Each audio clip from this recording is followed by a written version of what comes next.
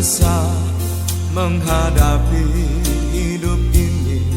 Percayalah pada Yesus, Dia berikan pertolongan. Kita hidup bukan hanya dari roti saja, tapi hidup karena kuasa firman Tuhan. Dia berikan pertolongan pada saatnya bagi yang sungguh percaya padanya. Naikkanlah syukur dan sembahlah Dia. Kulihat Allah lakukan perkara besar.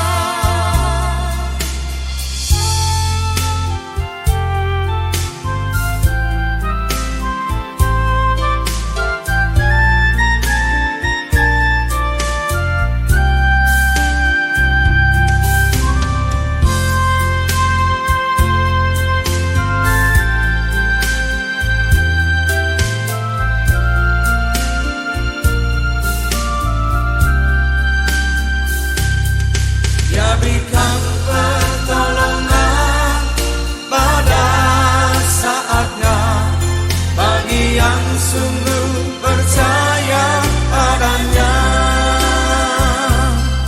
Naikkanlah syukur dan sembahlah Dia.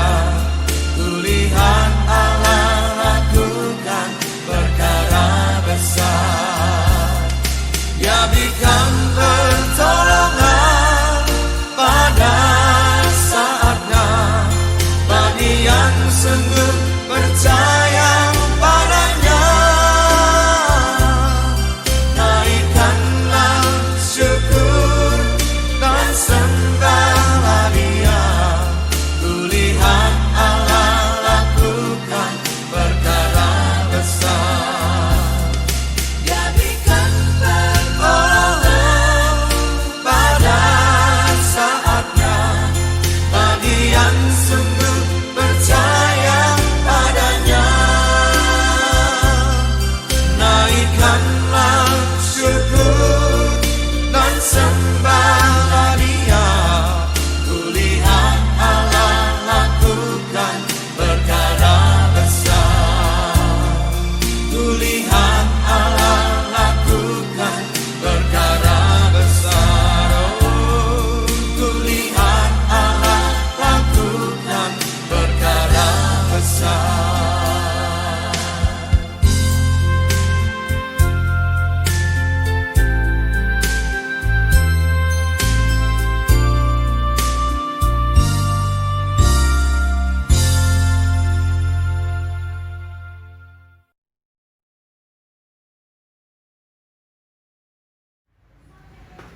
Haleluya, haleluya, puji Tuhan.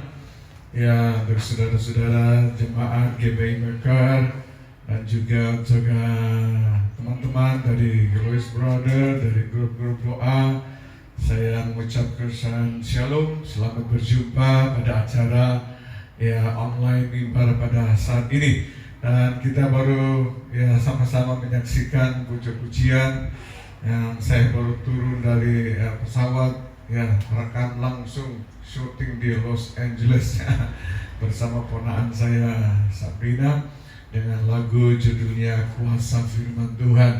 Lagu ini yang saya akan ambil menjadi tema bagi kita pada saat hari ini untuk melihat bahwa bagaimana kuasa Tuhan itu kita perlu dalam kehidupan kita senantiasa.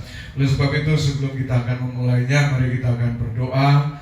Mari Bapak Ibu duduk tenang, ya, ambil posisi yang enak, fokus pada firman Tuhan dan puji-pujian yang kita sama-sama akan nikmati pada saat ini. Mari kita berdoa.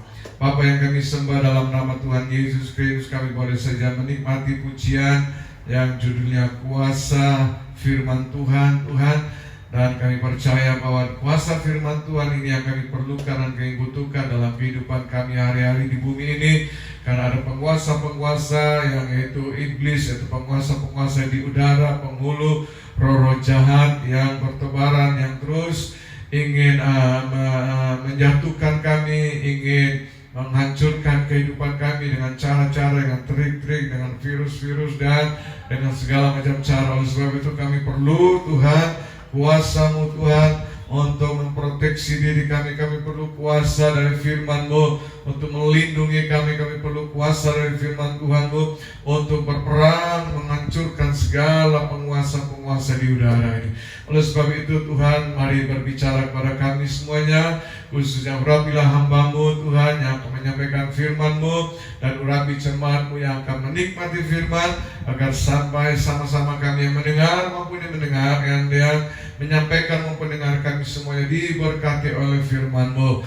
Terpujilah Engkau Roh Kudus, berbicara kepada kami di dalam nama Yesus. Semua katakan sama-sama amin. Haleluya, haleluya. Oke, mari Bapak Ibu kita langsung melihat di dalam firman Tuhan ya. Lagu tadi itu kuasa firman Tuhan itu ada, saya ambil di dalam Matius 4. Ya, Matius 4 ini satu perikop dari pertama sampai ayat yang ke-10.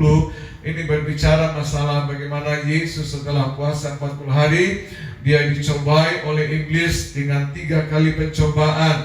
Nah, mari kita melihat bahwa setiap kali Yesus dicobai, Yesus ingin dipengaruhi, Yesus ingin dijatuhkan, Yesus ingin dikalahkan. Apa yang Yesus lakukan, Bapak Ibu? Apa tindakan Yesus lakukan? Ucapan-ucapan apa yang Yesus lakukan? Mari kita perhatikan. Dan saya percaya kalau Yesus melakukan hal demikian, mari kita juga sebagai anak-anak Tuhan juga melakukan yang sama. Dan ketika ada percobaan, godaan, ada tantangan, ada virus yang menyerang kami, kita memakai cara seperti yang Yesus lakukan. Dan saya percaya kalau iblis pun juga akhirnya kalah oleh para Yesus, kita juga akan melakukan peperangan, dan percayalah iblis pun juga akan kalah. Dia akan lari dari hadapan kita. Yang mengerti katakan amin. Mari kita buka sekali lagi Matius 4. Kita langsung aja, nanti Bapak Ibu baca sendiri satu perikopnya. Kita langsung ayat yang ketiga, bagaimana iblis berkata apa kepada Yesus. Ayat yang ketiga, iblis bilang kepada Yesus, jadikan batu-batu ini roti. Kita melihat bahwa apa jawaban Yesus. Jawaban Yesus ayat yang keempat, ada tertulis. Ini berarti itu firman Tuhan. Atau Yesus mengutip firman yang sudah tertulis di dalam Alkitab. Dikatakan ini ada di perjanjian lama. Dikatakan manusia hidup bukan dari roti saja, tetapi dari setiap firman yang keluar dari mulut Allah. Ini ada dalam perjanjian lama yang Yesus kutipkan. Makanya Yesus berkata ada tertulis. Jadi Yesus melawan iblis dengan memakai firman Tuhan. Dan kita melihat pencobaan yang kedua di dalam ayat yang kelima, dikatakan iblis bilang dia membawa di tempat bumbungan bait Allah, yaitu di ujung bait Allah, Bapak Ibu. Dan dia berkata, jatuhkanlah dirimu, maka malaikat akan menopang. Biasa saya kalau membawa peserta pergi ke Israel sampai di tembok ratapan itu, biasanya saya tunjukkan pada peserta bahwa itu yang disebut bumbungan bait Allah. Jadi di ujungnya dari bait Allah yang tingginya kira-kira lah dua tiang listrik gitu loh, tinggi itu disambung tingginya gitu. Jadi kalau jatuh lumayan langsung innalillahi gitu lah. Berdiri tempat ujung itu, kemudian iblis mengatakan jatuhkanlah dirimu, maka mereka akan menopang.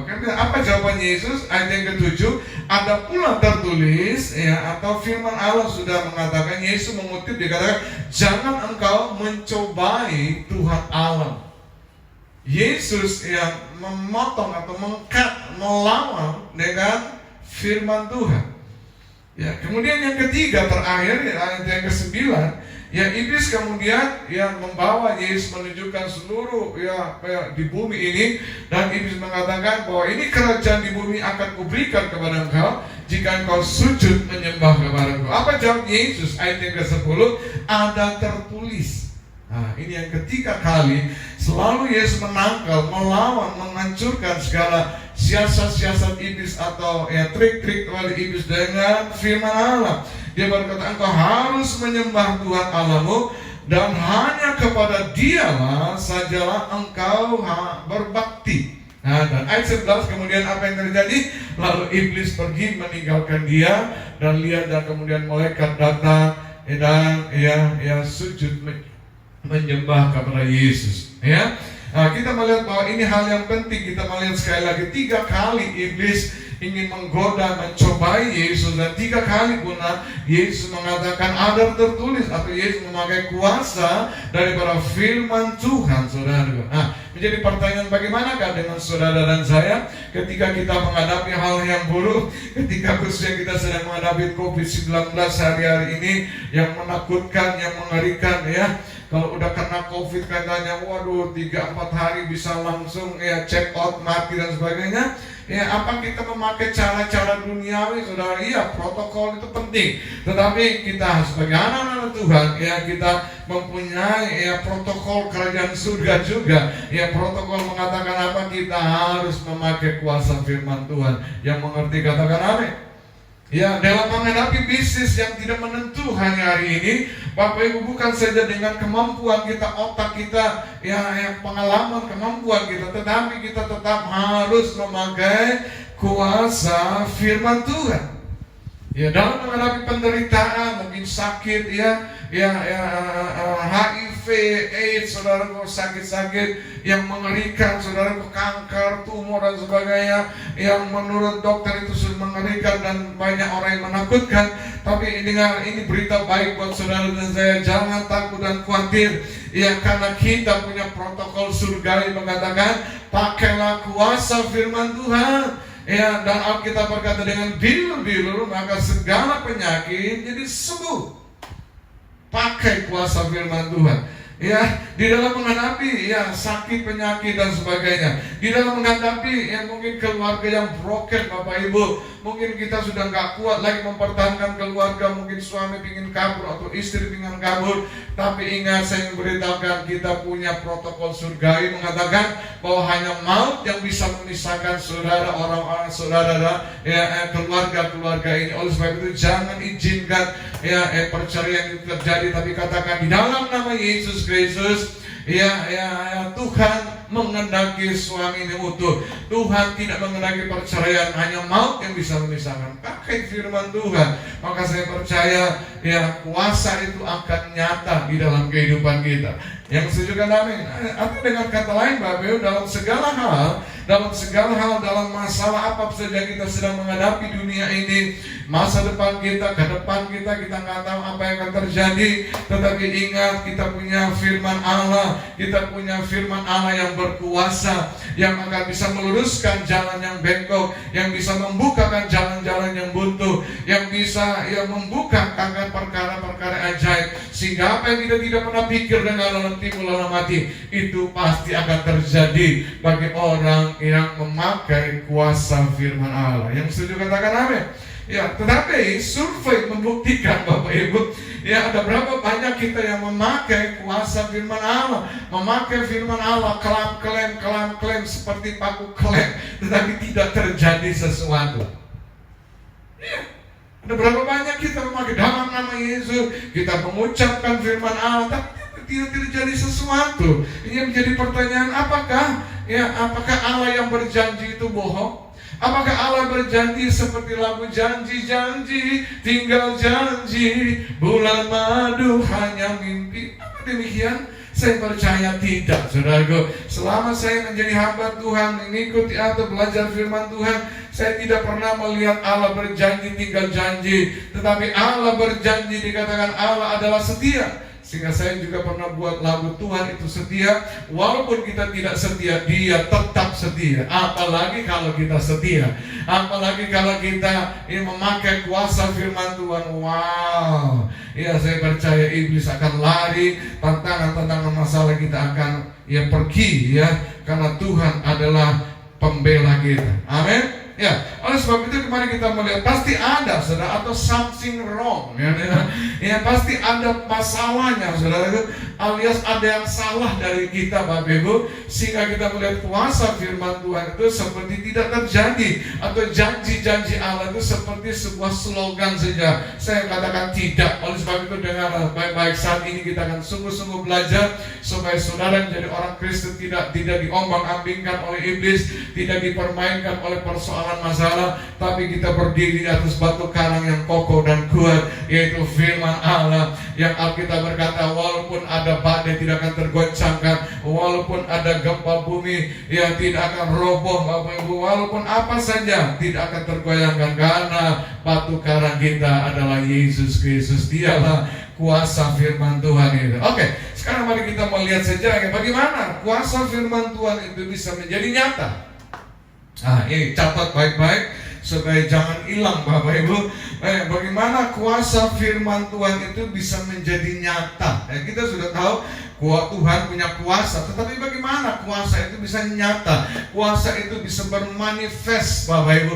Kuasa itu benar-benar bisa memproteksi kita, bisa melindungi kita, bisa memelihara kita, bahkan bisa membuat apa yang kita ucapkan itu terjadi Bapak Ibu.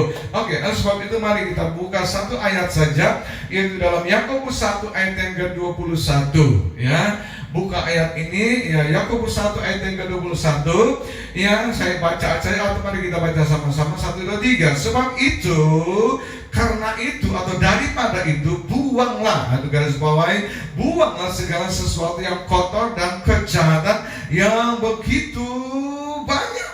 Bukan sedikit Bapak, kejahatan yang begitu banyak yang kita perbuat selama hidup kita. Dan yang kedua, setelah kita buang, terimalah dengan lemah lembut.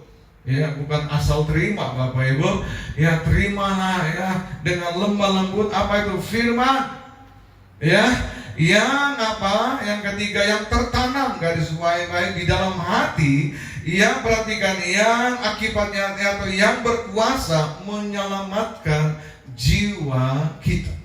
Ya, jadi bukan hanya menyelamatkan persoalan masalah, bukan hanya menyelamatkan menyembuhkan penyakit, bukan saja memulihkan keluarga, membuat misi kita berhasil, tetapi jiwa kita sampai ya kuasa firman Tuhan itu bisa membawa, menyelamatkan kita sampai ke surga. Ya, saya percaya ini yang kita rindukan. Setuju, katakan amin. Oke, mari kita melihat aja langsung. Yang pertama, ada 3 hal tadi saudaraku, bagaimana firman yang berkuasa itu menjadi nyata. Yang pertama, ayat 21 bagian A dikatakan, ayat 21 bagian A dikatakan, buanglah segala sesuatu yang kotor dan kejahatan yang begitu banyak. Ya, sekali lagi, buanglah segala sesuatu yang kotor dan kejahatan yang begitu banyak. Firman Tuhan Bapak Ibu tidak akan bisa menyatakan kuasa kalau kita tidak membuang segala sesuatu yang kotor dan kejahatan yang begitu banyak Bapak Ibu. Coba perhatikan dalam Yesaya 59 ayat yang pertama dan ayat yang kedua. Yesaya 59 ayat pertama sampai ayat yang kedua disangkakan, sesungguhnya, ya, kata sesungguhnya ini bahasa aslinya, aku bersumpah kata Tuhan. Wow, ya, bahwa tangan Tuhan tidak kurang panjang untuk menyelamatkan dan pendengarannya tidak kurang tajam untuk mendengar. Wow, ya, mata Tuhan itu seperti apa? Seperti raja wali saudaraku ya, dan pendengaran itu sangat tajam sekali, dari tidak usah ya teriak-teriak dan sebagainya. Yang kedua, tetapi yang merupakan pemisah, ini yang menyebabkan Tuhan tidak menjawab doa kita antara kamu dan Allahmu ialah segala kejahatan, garis bawahi itu, dan yang membuat dia menyembunyikan diri terhadap kamu sehingga ia tidak mendengar atau tidak memberi kuasa, ya, ialah segala dosa kita. Ya, jadi kejahatan dan dosa ini saudaraku menyebabkan Tuhan seperti punya telinga tidak mendengar, seperti punya mata tidak melihat, dan seperti dia tidak akan memberi kita kuasa, ya, karena kejahatan dan dosa kita. Ya, oke, sekarang kita melihat bahwa kejahatan itu harus dibuang, ya, bukan dititipkan, ya.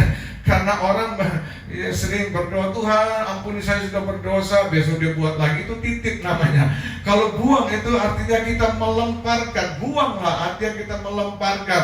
Dan kalau kita mau ngambil lagi kita nggak bisa ambil. Itu bahasa Inggris mengatakan buanglah, tetapi bahasa Indonesia katakan serahkanlah. Yang lebih tepat buanglah. Apa yang perlu kita buang? Dalam 1 Korintus 6 ayat yang ke-9. Ya, 1 Korintus 6 ayat 9 dan ayat yang ke-10 dikatakan, buka kitab kita, dikatakan bahwa tidak tahukah kamu, ya, lupakah kamu atau tidak ingatkah kamu atau engkau tidak baca firman Tuhan bahwa orang-orang yang tidak adil, yang suka menipu, saudaraku, yang tidak akan mendapat bagian di dalam kerajaan Allah, atau orang yang tidak adil itu tidak akan diberi kuasa oleh Tuhan. Ya, jadi kalau kita suka bohong, menipu, menipu ya kita tidak beri kuasa. Ya, tidak menipu apa? Ya, mungkin saja makan sering konseling biasanya selalu katakan kalau masalah bisnisnya, kenapa bisnismu, aku gagal, bisnisku tidak berhasil. Selalu konselor mengatakan bagaimana dengan kehidupanmu, apa engkau adil nggak, apa engkau sudah mentaati firman Tuhan nggak, sudah memberi persembahan nggak, sudah mengembalikan perpuluhan nggak. Ya, ini Bapak Ibu. Ya, jadi orang yang tidak mengembalikan sama dengan orang yang tidak adil. Ya, karena dia tidak adil, ya, dia mencuri, saudaraku, yang bukan menjadi bagian.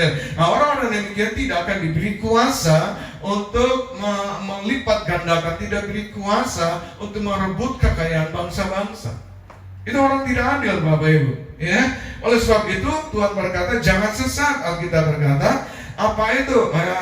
Orang cabul, Ya, saya nggak usah menjelaskan artinya, saudara ngerti. Orang cabul. Yang kedua, penyembahan berhala. Yang sudah percaya Yesus masih ada lagi ilah-ilah yang lain.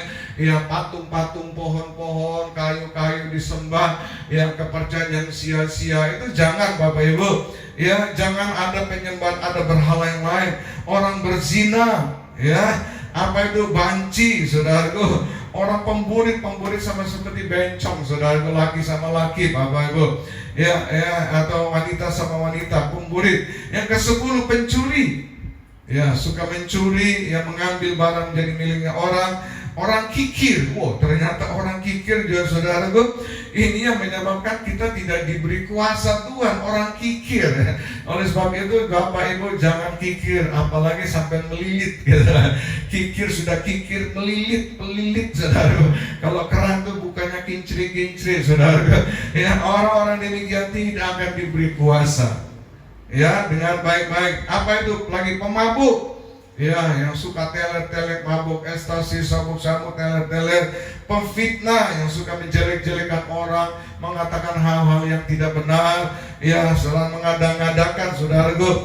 Dan penipu tidak akan mendapat bagian dalam kerajaan Allah, atau dengan kata lain tidak diberi kuasa. Ya, jadi lihat aja Bapak Ibu. Kalau selama Ibu Bapak Ibu tengking lawan, pakai firman Tuhan, ucap firman Tuhan, baca firman Tuhan tiap hari, memperkatakan firman Tuhan, tapi kok nggak terjadi sesuatu, rupanya ada begitu banyak kejahatan yang kita perbuat, ada banyak dosa yang kita perbuat, yang tidak ada cara lain. Alkitab berkata kalau kita ingin melihat kuasa firman Tuhan, kita harus buang jauh-jauh. Yang setuju katakan amin, buang roh-roh kikir, pelit, melilit itu. Amin. Yang kedua, kita melihat bahwa bagaimana supaya kuasa firman Tuhan itu bisa menjadi nyata. Bagaimana kuasa firman Tuhan bisa menjadi nyata? Ayat 20, kita baca lagi tadi Yakobus 1 ayat 21 bagian B. Ini Yakobus 21 Bagian B dikatakan, terimalah dengan lemah lembut firman Tuhan. Kalau tadi setelah kita buang, setelah kita buang dibersihkan, sekarang kita buka kedua tangan untuk menerima firman Tuhan dengan cara apa? Lemah lembut. Bukan lemah gemulai, Bapak Ibu. Terimalah firman Tuhan dengan lembut, artinya Bapak percaya saja akan firman Tuhan. Setiap kali Bapak Ibu dengar firman Tuhan, katakan amin. Masuk akal, tidak masuk akal, mengerti, tidak mengerti, pokoknya amin dulu, percaya saja. Jangan berbantah-bantah, artinya terima saja dengan lembut. Selain kita percaya saja. Yang kedua, jangan berbantah-bantah. Terimalah firman Tuhan dengan lembut, artinya jangan berdalih, saudaraku. Terimalah firman Tuhan dengan lembut, artinya jangan cari masuk akal atau tidak. Cari konfirmasi dulu, cari peneguhan dulu, benar nggak. Bapak Ibu mengatakan ini yang menyebabkan kuasa daripada firman Tuhan tidak nyata ketika kita memperkatakan firman Allah, ketika kita mengucapkan firman Tuhan. Ya, Roma 1 ayat yang ke-16, Roma 1 ayat 16 dikatakan, karena Injil dikatakan adalah kekuatan Allah atau kuasa Allah yang menyelamatkan setiap orang percaya. Nah, dengar baik-baik. Injil adalah kekuatan atau kuasa Allah yang menyelamatkan siapa? Orang percaya. Jadi orang yang tidak percaya tidak akan diselamatkan, Bapak Ibu. Tetapi hanya orang percaya yang diselamatkan Tuhan. Hanya orang yang percaya yang diberi kuasa untuk menerima keselamatan itu.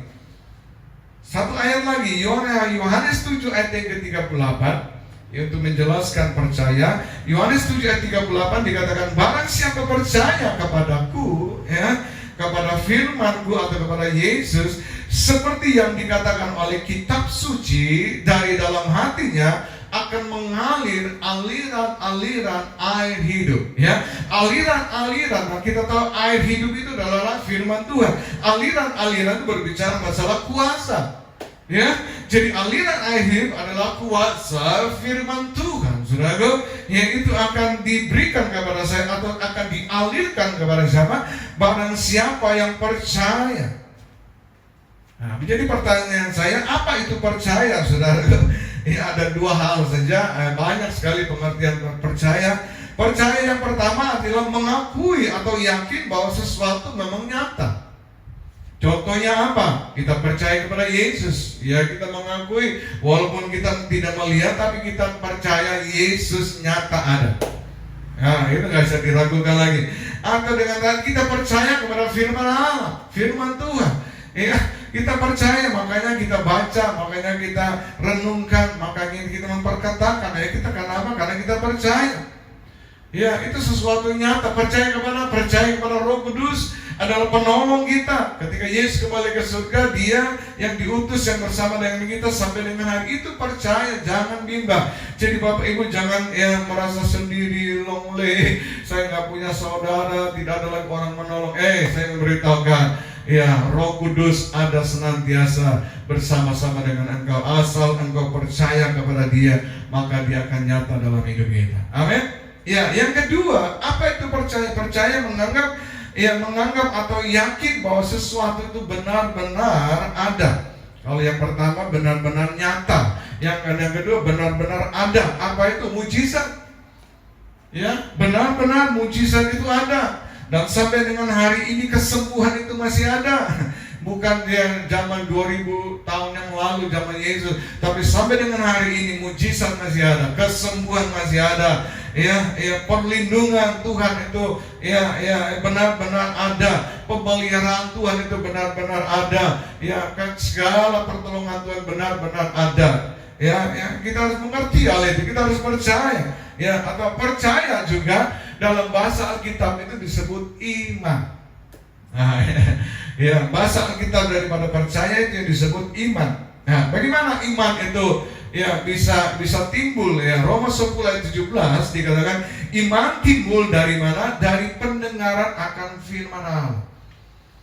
Jadi kita melihat karena firman Allah, jika kita percaya, kita membaca firman Allah itu akan memberi kuasa, ya, sehingga timbullah iman kita kepada Tuhan. Jadi kita harus membaca firman Tuhan, kita harus merenungkan firman Tuhan, atau gereja kita terus masih mencanangkan yang disebut gemar, gerakan membaca firman Tuhan. Ya, para pemimpin gemar, admin, tolong perhatikan jemaatmu, domba-dombamu, telepon dia, ayo katakan baca firman Tuhan, amin. Ya, berhenti dengan kebiasaan tuh bangun pagi baca koran, duduk minum kopi, itu berita-berita buruk yang menakutkan. Tapi bacalah firman Tuhan, adalah berita baik yang membawa damai, membawa sukacita, membawa tenangan, yang membawa janji. Bahkan firman Tuhan ini akan memberi kuasa bagi kita. Ya, setelah kita pergi bekerja, saya percaya firman Tuhan itu memberi kuasa bagi kita. Jadi penting sekali untuk kita merenungkan firman Tuhan. Yang setuju katakan amin. Ya, Bapak Ibu, ada kesaksian di dalam Alkitab berkata bahwa di Nazaret Bapak Ibu tidak terjadi banyak mujizat, paling 1-2 orang. Tetapi di Genesaret itu terjadi, semua yang datang dengan sakit semuanya pulang dengan sembuh. Kenapa? Ya, simpel. Bapak Ibu mungkin kita juga tahu bahwa di Nazaret itu mereka cuma percaya Yesus sebagai seorang nabi. Yang percaya Yesus anak tukang kayu dari bapaknya itu karena dia tinggal itu 3,5 tahun di Nazaret. Ya, bapaknya ini jadi penjual furniture, buat furniture.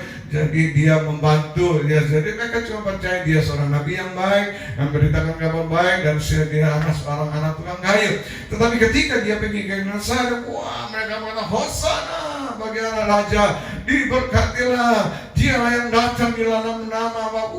Mereka menyambut dia sebagai Tuhan dan Juru Selamat. Maka apa yang terjadi Bapak Ibu? Karena percaya mereka, maka semua yang sakit datang semuanya pula dengan sembuh. Yang mengerti katakan, ketika saya dalam sebuah KKR Bapak Ibu di Surabaya, saya cerita saja, ada seorang oma-oma dari Amerika, Malen Heki namanya. Dia berbicara di lapangan bola Tambak Sari dengan tema inner healing, yaitu tentang kesembuhan. Jadi itu rumah sakit pindah semuanya ya di Tambak Sari. Bapak, apa yang terjadi ketika saya itu WL Bapak? Saya mimpi sudah 3-4 jam waktunya saya selesai. Tetapi tiba-tiba Roh Kudus suruh saya berhenti Bapak Ibu, dan Roh Kudus bertanya, tanyalah pada mereka yang sakit, kamu mau sembuh nggak? Kamu mau sembuh nggak? Pertanyaan yang aneh, betul nggak? Mereka kan datang dari rumah sakit ke lapangan tujuan mau disembuhkan. Tetapi kok kenapa Roh Kudus suruh nanya, saudara? Ya pasti ada maksud, ya ada kesalahan, something wrong di sini ya. Ya banyak kita datang ke dari Tuhan hanya mau cari kesembuhannya. Banyak kita datang ke KKR hanya ingin mencari kesembuhannya. Padahal itu semua adalah akibatnya kuasa ya daripada firman Allah. Oleh sebab itu ketika mereka berkata mau, Tuhan berkata percaya saja, percaya. Jadi mereka rupanya nunggu kapan kapan khotbah, kapan altar call, kapan ditumbangi tangan atau diputar-putar, wah mujizat kesembuhan terjadi.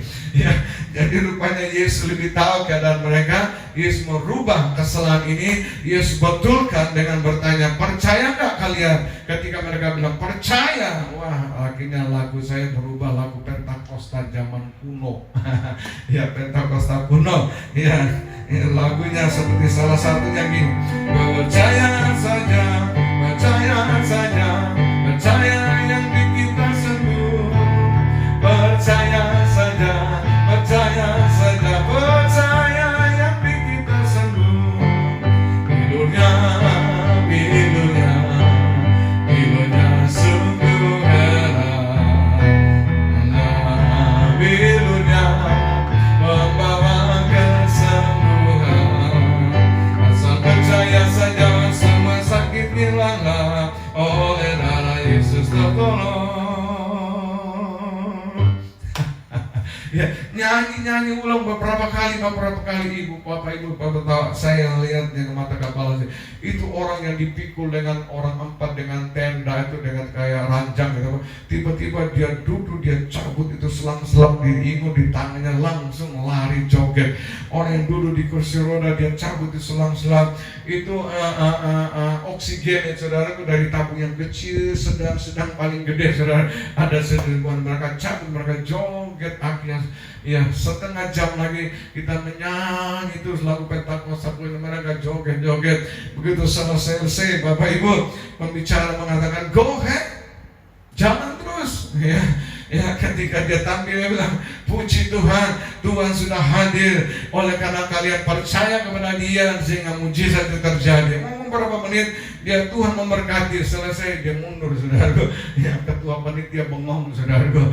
Ya gua ngundang engkau dari Amerika jauh-jauh dengan timnya, biaya yang mahal, dengan harus membayar segala sesuatu yang mahal untuk ngomong demikian, mesti nggak perlu. Ya dia bilang apalagi yang kalian harapkan, karena Yesus sudah menyatakan diri, karena mereka percaya.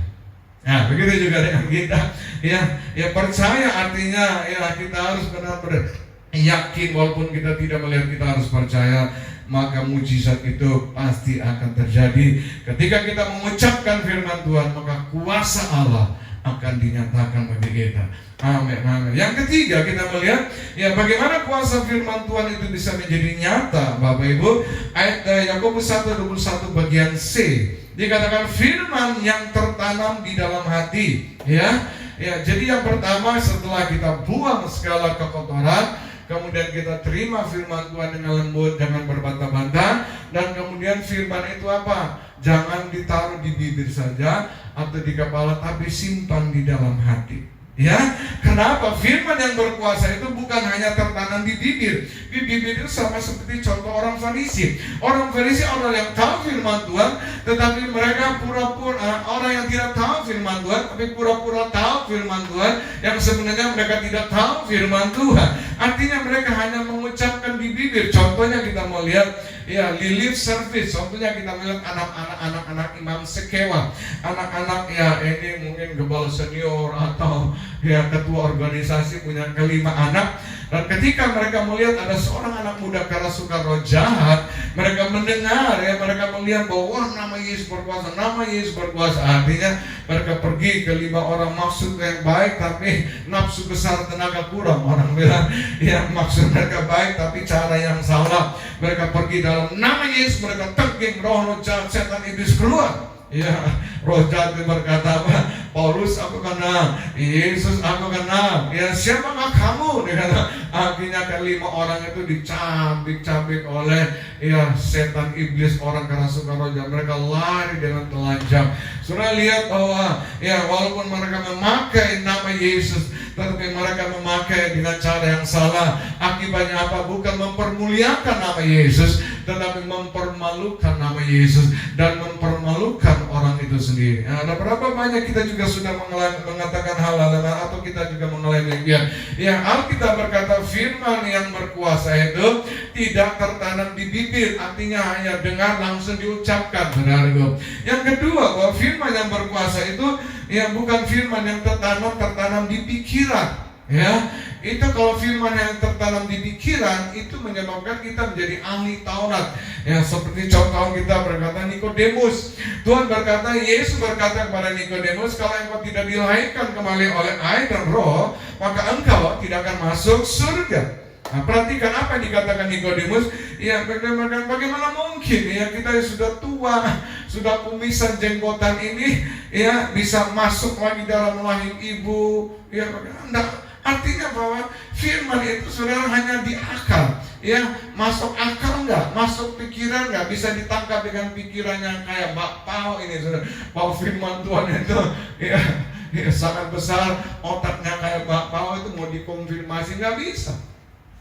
Nah, ini yang disebut orang yang mendengar firman Tuhan hanya menyimpan di dalam pikiran. Nah, orang-orang demikian kalau memperkatakan firman Tuhan, percaya tidak akan ada kuasa. Ya, dia harus dilahirkan kembali oleh air dan roh. Ya, harus dibaptis ulang lagi, harus diurapi. Nah, sekarang, justru kita melihat bahwa ahli-ahli Taurat ini, saudara, yang mengatakan salibkan Yesus, salibkan Yesus, salibkan Yesus. Mereka yang menyalibkan Yesus, padahal mereka saudara ahli Taurat atau menteri agama, ya, atau guru agama, gitu. Tapi justru mereka yang menyalibkan Yesus. Kenapa? Karena firman itu tertanam di dalam pikiran mereka. Ya, nah, Bapak Ibu hati-hati, Bapak Ibu dengan gelar. Sama seperti Nikodemus punya gelar, ya seorang gelar bangsawan, seorang punya gelar, ya ahli Taurat, ahli di dalam firman Tuhan, saudara. Ya, ada berapa banyak hamba Tuhan, saudaraku, diangkat jemaat dan belajar firman Tuhan, ya supaya apa? Bisa khotbah. Ya, ada hamba Tuhan belajar firman Tuhan, punya gelar supaya bisa diterima kalau di mana-mana, supaya bisa dihormati. Wah, punya gelar dari muka sampai belakang, saudaraku. Ya, supaya bisa, pokoknya supaya bisa lebih mengerti firman Tuhan, supaya dia bisa berkhotbah dengan lebih baik, saudara. Itu enggak salah. Tetapi Alkitab berkata, kalau hanya firman sampai di pikiran, engkau akan jadi ahli Taurat. Ya, ada lagi dia ke jemaat belajar firman Tuhan, wah dapat S1, S2, S3, bahkan STLR, saudara. Yang tujuannya supaya dia mengerti firman Tuhan, supaya kadang-kadang supaya dia juga bisa khotbah. Apalagi mereka supaya dia bisa berdebat, ya, dengan pengkhotbah. Kalau ada khotbah yang salah, wah surat kaleng masuk, saudara. Hanya itu tujuannya. Wah, ini celaka, Bapak Ibu. Ini orang pengkhotbah demikian. Ya, orang belajar firman Tuhan sama seperti ahli Taurat. Alkitab berkata, kalau kita yang tahu firman Tuhan, tetapi kita tidak menjadi pelaku-pelaku firman Tuhan, orang demikian tidak akan pernah melihat firman yang berkuasa itu menjadi nyata. Ya, Alkitab berkata bahwa yang berkuasa ialah firman yang tertanam di dalam hati.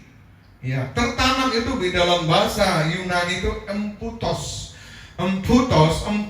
adalah firman yang menjadi bagian dari hidupnya. Firman atau menjadi bagian dari tabiatnya, atau firman menjadi gaya hidupnya, atau firman telah merubah menjadi lifestyle, ya, gaya hidup dia. Artinya firman Tuhan itu berakar di dalam hati, bertumbuh di dalam pikiran, kemudian mengeluarkan buah-buah yang sesuai dengan firman. Perkataan, perbuatan dia nampak, saudaraku. Itu saudaraku ya, firman yang tertanam di dalam hati. Misalnya Bapak Ibu, kalau dulu kalau bicara ngomongnya seperti kebun binatang semuanya. Sekarang bicaranya yang baik, yang benar, yang sopan, yang enak, dan yang sedap didengar. Itu artinya firman sudah tertanam dalam hati dan bertumbuh di pikiran dan mengeluarkan buah-buah pertobat atau buah-buah dari firman Allah. Kalau dulunya suka emosian, sekarang dikit-dikitnya, kalau dulunya emosian, dikit-dikit marah, dikit-dikit mau berantem, berkelahi, tapi sekarang sabar. Sekarang apa? Ngalah. Walaupun dia benar, udah deh gak apa-apa, ngalah. Itu firman tertanam di dalam hati. Kalau dulunya keluar rumah, saudara perginya kemana? Ke nightclub, ke diskotik, ke tempat pelacuran. Sekarang kalau keluar rumah kemana? Ke rumah Tuhan yang pertama. Yang kedua, ke rumah makan. Ini firman yang tertanam di dalam hati. Saya kalau pergi pelayanan di mana-mana, orang tanya, kamu sudah pergi di negara ini kemana aja? Wah, ada 2 tempat yang paling istimewa. Pertama, tempat apa? Rumah Tuhan. Yang kedua apa? Rumah makan. Rumah Tuhan dan rumah makan. Kalau dulunya Bapak Ibu suka minuman yang memabukkan, saudaraku, minum ciu, kepala tikus, ekor tikus dan sebagainya. Sekarang minumnya air kehidupan, air kehidupan, air putih, saudaraku.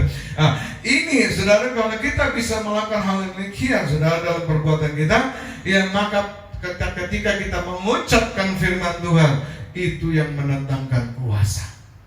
Yang mengerti katakan amin. Sekali lagi Yosua 1:8 mengatakan, jangan engkau lupa memperkatakan firman Tuhan, atau itu Bapak Ibu, Taurat Tuhan, tetapi renungkan itu siang dan malam, supaya engkau bertindak hati-hati sesuai dengan segala sesuatu yang tertulis di dalamnya.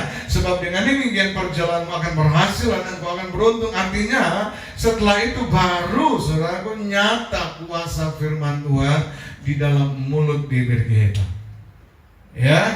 Sebagai ayat yang lagi terakhir lagi, Yosua 15 ayat yang kelima, dikatakan, akulah pokok anggur dan kamulah ranting-rantingnya. Barang siapa tinggal di dalam aku dan aku di dalam dia, ia berbuah banyak. Ini artinya firman yang tertanam di dalam hati. Akhirnya dia berbuah sesuai dengan pohon itu. Kalau pohon mangga pasti keluar buah mangga. Nggak ada pohon mangga keluar jeruk, Bapak Ibu. Jadi kalau kita tertanam di pokok anggur yang benar, pasti yang keluar buah anggur. Kita tertanam dalam diri Yesus, Roh Kudus, pasti yang keluar adalah buah-buah Roh Kudus. Sebab aku di luar aku kamu tidak bisa berbuat apa-apa. Artinya tidak ada kuasa Allah. Di luar daripada Yesus kita mengucapkan pada Kejadian sampai Wahyu, tidak akan menentangkan kuasa, kecuali kita tinggal di dalam Yesus atau Yesus tinggal di dalam kita. Kita tinggal dalam firman Allah tinggal dalam kita, maka kuasa itu akan nyata. Yang setuju katakan amin. Makanya dalam setiap KKR Bapak Ibu, selalu dalam KKR selalu yang mendatangkan mujizat. Orang lumpuh berjalan, orang buta melihat, tuli mendengar, bisu berbicara. Apapun penyakit, saudaraku, walaupun tidak sembuh semua, tapi banyak yang mengalami mujizat kesembuhan. Oleh karena apa? Setiap kali saya memberitakan firman Tuhan, saya selalu mendasari saudara datang di sini bukan menerima mujizat, tapi saudara datang sini untuk menerima firman Tuhan itu. Karena firman Tuhan itu yang berkuasa menyelamatkan Anda. Bagaimana caranya? Dengar firman Tuhan. Amin. Tidak ada gimana cara lain? Setelah engkau mendengar firman Tuhan, maka pasti timbul iman, percaya. Kemudian ketika ada altar call, engkau bertindak dengan iman, percayalah. Engkau pulang dengan sakit, engkau datang dengan sakit, pulang dengan kesembuhan. Engkau datang dengan kesusahan, pulang dengan sorak-sorai. Engkau datang dengan kemiskinan, pulang pasti Tuhan akan membuka jalan ya bagi kita. Kenapa? Yeremia 29 ayat yang pertama berkata, rancanganmu bagiku Tuhan bukan kecelakaan, rancanganmu bagiku Tuhan damai sejahtera, rancanganmu bagiku hari depan penuh harapan, rancanganmu indah bagiku. Sama-sama katakan, rancanganmu bagiku Tuhan bukan kecelakaan, rancanganmu bagiku Yesus damai sejahtera, rancanganmu bagiku hari depan penuh harapan, rancanganmu indah bagiku, rancanganmu indah bagiku. Haleluya. Bapak Ibu, ya bagaimana kuasa firman Tuhan bisa menjadi nyata kalau kita pertama membuang segala kejahatan yang begitu banyak dan segala dosa, dan terima firman Tuhan dengan lemah lembut, dan kemudian mengizinkan firman tertanam di dalam hati. Maka Tuhan berkata, minta apalah saja, maka engkau akan mendapatkan. Ya, Bapak Ibu, apa yang saya minta hari-hari ini? Saya minta bahwa generasi Yeremia diselamatkan. Mesti jaga tangan amin. Saudara juga harus minta demikian. Ya, jangan minta duit, harta yang berkelimpahan. Harta di dunia ini tidak kita bawa ke surga, bahkan banyak engat, banyak kecoa. Tapi bawalah, kumpulkanlah harta di surga itu jiwa-jiwa, Bapak Ibu. Oleh sebab itu ada kesempatan Bapak Ibu untuk menangkan jiwa, ada kesempatan untuk membantu untuk program gereja, bantulah. Nah, kebetulan gereja kita lagi membangun ini Bapak Ibu. Paling tidak Bapak Ibu dukunglah di dalam doa. Ya, kalau saudara juga mau dukung dalam dana, puji Tuhan. Karena kita selain fisik sudah selesai, kita memerlukan seluruh peralatan ya untuk ibadah, untuk melakukan celebrate. Ya, dukunglah dan bantulah Bapak Ibu. Amin. Ya, mintalah generasi yang kedua. Apa yang saya minta? Yesaya 37, agar tulang-tulang kering yang berserakan, itu orang-orang yang belum diselamatkan, ya bisa bersatu menjadi tentara kerajaan surga yang besar. Ya, mereka-mereka yang belum diselamatkan berkumpul menjadi satu, menjadi tentara yang besar. Ya, apa yang saya minta? Agar setiap suku, kaum, bangsa dan bahasa di bumi ini mendengar Injil Kerajaan Allah. Dan puji Tuhan Bapak Ibu, ya melalui khotbah-khotbah online ini dari Maret sampai dengan hari ini, atau mungkin 1 bulan depan, ya melalui YouTube, Facebook, Bapak Ibu, melalui WhatsApp, ya Injil bisa sampai ke ujung-ujung bumi. Puji Tuhan, Tuhan mendengar, ya boleh memakai saya. Ya, kalau kita secara fisik pergi memberitakan ini, pasti tidak bisa sampai dari ujung bumi sampai ke ujung bumi. Saya sudah pergi ke 4 benua Bapak Ibu, tetapi tidak bisa sampai ke ujung-ujung bumi. Tetapi saya percaya melalui YouTube, Facebook, ya WhatsApp ini saudaraku, ya melalui grup-grup, ya maka Injil ini kan sampai ke seluruh dunia. Maka Matius 24 berkata bahwa kalau Injil sudah diberitakan ke seluruh dunia, maka tibalah kesudahan. Yesus akan segera datang. Saya memberikan pesan bagi Bapak Ibu sekali lagi, Yesus tidak akan lama lagi. Yesus sudah segera datang. Dia akan segera datang, lebih daripada engkau segera percaya bahwa Yesus akan datang. Karena itu Bapak Ibu, jangan menunda-nunda, jangan minta hal-hal yang semu, yang sementara, yang tidak kekal, tapi mintalah yang kekal. Terutama jiwa generasi Yeremia ini, jiwa-jiwa akan diselamatkan. Mintalah supaya pemberitaan Injil ini sampai ke seluruh dunia. Karena kita harus yakin dan percaya bahwa di dalam Yesus pasti ada jawaban yang pasti. Ya, sebagai akhirnya Bapak Ibu, bagaimana supaya kuasa firman Tuhan bisa menjadi nyata? Sekali lagi, buanglah segala sesuatu yang kotor dan kejahatan begitu berat, dan terimalah yang lemah lembut firman-Nya. Ya, firman Tuhan artinya percaya saja. Ya, jangan berbantah, jangan berdalih, jangan sipoa, saudaraku. Ya, setelah kita menerima, simpan dalam hati, dan dia boleh berakar dan akhirnya bertumbuh di dalam pikiran kita. Dan begitu kita mengucapkan apa yang tangan kita berbuat, kaki kita melangkah, itu semua daripada buah firman yang tertanam di dalam hati kita. Amin, haleluya. Oleh sebab itu mari kita akan mempraktekkan firman Tuhan. Ya, percayalah saat ini kalau kita mempraktekkan ketiga hal, maka itu pasti terjadi. Ya, Kisah 1 ayat 8 dikatakan, kamu akan menerima kuasa kalau Roh Kudus turun atasmu.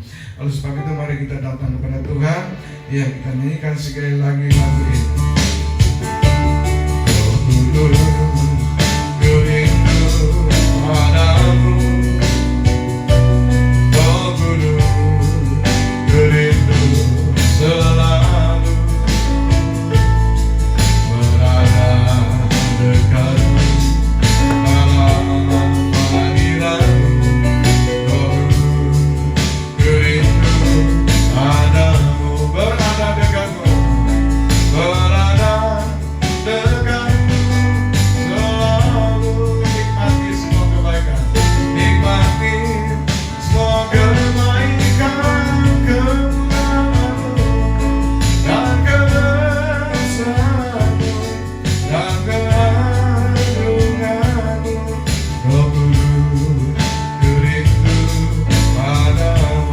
Pejamkan matamu, berada dekatmu selalu. Nikmati semua kebaikan, nikmati semua kebaikan, dan kemurahan-Mu dan keagungan-Mu dan keagungan-Mu. Roh Kudus, ku rindu padamu. Sambil saudara tutup mata, saudara boleh berdoa. Kalau ada dosa-dosa kejahatan yang begitu berat, saudara masih menyimpan kebencian, dendam, ya dosa, ucapkan saat ini, minta ampun Tuhan, ampunilah aku, ampuni aku Tuhan. Ucapkan, cepat ucapkan, katakan ampuni aku Tuhan. Apa yang Roh Kudus ingatkan, minta ampun kepada Tuhan kalau engkau berbuat. Dan minta ampun.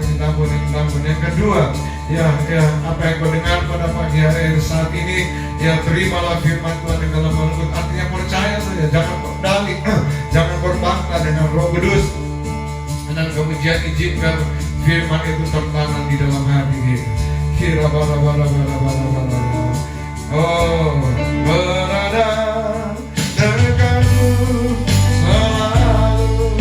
Buka kedua tangan kita, nikmati semua kebaikan, kemuliaan-Mu dan kebesaran-Mu dan keagungan-Mu. Roh Kudus, ku rindu padamu. Angkat kedua tanganmu, saya ingin berdoa. Ya dalam nama Yesus, ya segala dosa-dosa kejahatan begitu berat yang sudah diakui oleh umat-Mu, aku putuskan, aku lepaskan mereka dalam nama Yesus. Biarlah mereka boleh menerima firman-Mu dan percaya Tuhan bahwa kuasa firman Tuhan itu nyata, dan biarlah firman itu boleh bertanam di dalam hati mereka. Di dalam nama Yesus, Tuhan aku berdoa Tuhan, biarlah firman-Mu yang berkuasa terjadi saat ini. Yang mereka yang sakit, apapun juga sakit, HIV, AIDS, tumor, kanker, ya COVID-19, sakit apapun, di dalam nama Yesus aku hancurkan penyakit itu. Ya aku tolak dalam nama Yesus, dan terimalah kesembuhan, terimalah mujizat oleh biru-biru Yesus, maka sembuhlah engkau. Mereka yang sedang kesusahan dalam ekonomi Tuhan, aku berdoa di dalam nama Yesus, terbukalah pintu-pintu yang menutup, COVID-19 yang menutup ini terbuka dalam nama Yesus. Ada cara-cara-Mu Tuhan yang Kau buka bagi mereka, sehingga walaupun melalui online PO atau kerja mereka, ada mujizat terjadi, order mulai berdatangan, dan mereka mulai menerima ya berkat-berkat yang daripada-Mu. Tuhan mereka sedang mengalami masalah dalam rumah tangga. Aku berdoa di dalam nama Yesus, iblis sekuat datang hanya untuk menghancurkan keluarga, tetapi firman Allah berkata hanya maut yang memisahkan keluarga. Oleh sebab itu aku tolak segala tipu muslihat cara-caramu di dalam nama Yesus. Anak-anakmu Tuhan yang belum mendapatkan jodoh Tuhan, aku berdoa dalam nama Yesus, aku tolak segala penghalang perintah untuk jodoh yang sepadan. Aku melepaskan kuasa-Mu agar mereka bisa menemukan jodoh yang sepadan Tuhan. Mereka yang sedang studi Tuhan, buat walaupun melalui online Tuhan, biar mereka boleh belajar dengan sungguh dan kerasa Tuhan, ya, dan mereka menjadi anak-anak yang sukses dan berhasil. Terima kasih Bapa, di dalam nama Yesus Kristus yang diberkati Tuhan, sama-sama katakan amin. Haleluya. Tarik nafas panjang-panjang. Aduh, haleluya. Firman yang berkuasa, ya, sudah kita dengar, atau protokol kerjaan surga kita sudah dengar pada saat ini. Tinggal bagaimana saudara mempraktekannya. Amin. Haleluya, haleluya. Mari Bapak Ibu, kita akan membawa persembahan kita, juga persembahan juga perpuluhan. Yang ini kan minggu yang pertama, ya, perjamuannya tadi pagi kita sudah melakukan. Saat ini kita akan membawa persembahan dan perpuluhan. Kami juga sebagai hamba-hamba Tuhan kita juga melakukan yang sama. Bukan Bapak Ibu saja, tapi kami juga harus mengembalikan, ya, supaya kami jangan dibilang orang kikir, orang yang tidak adil, saudara. Kalau kita kikir dan tidak adil, wah, kita tidak diberi kuasa untuk melipat gandakan segala bisnis kita. Kita tidak mau jadi orang yang tidak adil, kita tidak mau jadi orang kikir. Terus mari kita kembalikan, ya, perpuluhan kita kepada Tuhan.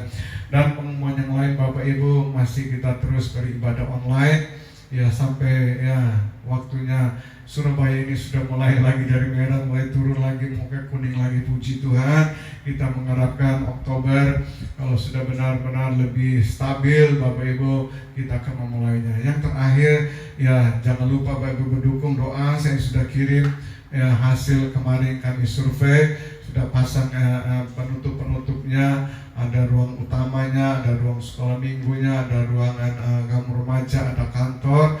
Tinggal hari ini mungkin sudah disekapnya, dipasang peredam.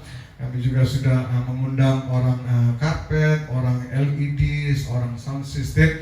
Tinggal mereka mengkalkulasi dan memberikannya itu kepada kita gereja. Ya, kiranya saudara dukung dalam doa dan juga dukung dalam dana, supaya gereja ini benar-benar kita berikan yang terbaik bagi Tuhan. Apalagi yang bisa kita berikan bagi Tuhan, inilah waktu yang tepat. Amin.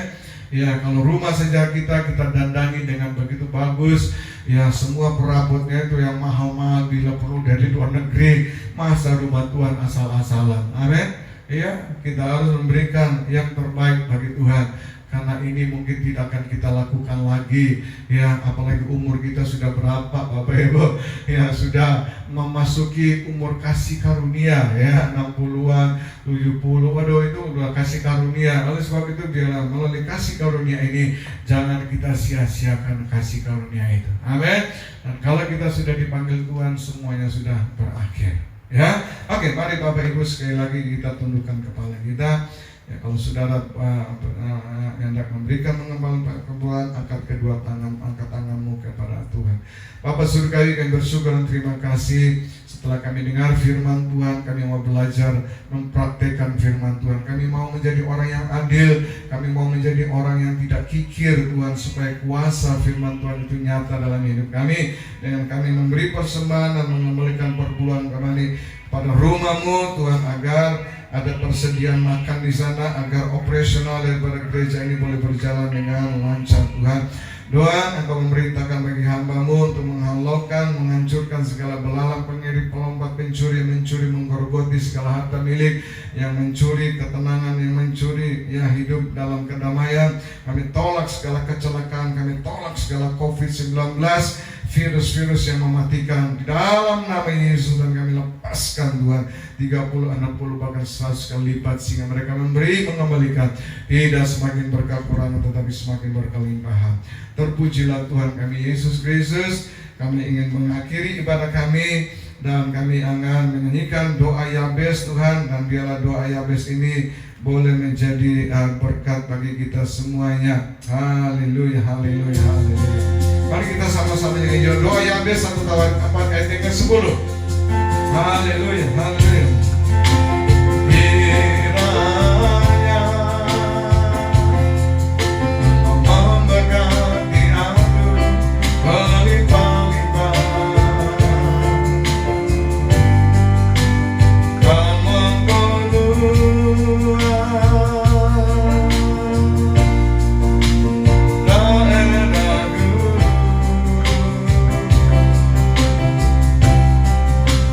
dan kiranya tanganmu menyertai aku dan melindungi aku daripada malapetaka, sehingga kesakitan tidak menimpa aku, sehingga kesakitan tidak menimpa aku. Dan Tuhan mendengarkan dan menjawab aku. Sekali lagi angkat kedua tangan.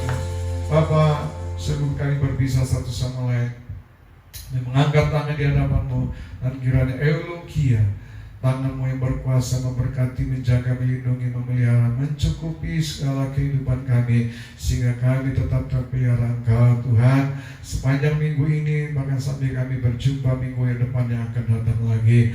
Semuanya Tuhan oleh karena kasih karunia-Mu. Di dalam nama Yesus Kristus kami berdoa dan mengucap syukur. Semua yang diberkati Tuhan sama-sama katakan amin. Haleluya, haleluya. Shalom, sampai jumpa pada minggu yang akan datang. Tuhan memberkati kita semuanya. Amin. Haleluya, haleluya.